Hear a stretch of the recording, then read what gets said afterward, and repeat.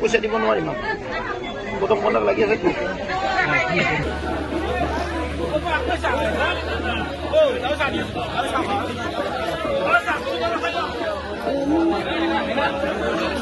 পাণ্ডুৰী জিলা পৰিষদৰ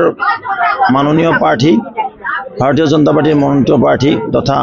আমাৰ মিত্ৰ গোষ্ঠীৰ প্ৰাৰ্থী নিপন ভূঞা ডাঙৰীয়াৰ এই মুখ্য নিৰ্বাচনী কাৰ্যালয় আমি আনুষ্ঠানিকভাৱে উদ্বোধন কৰিলোঁ আৰু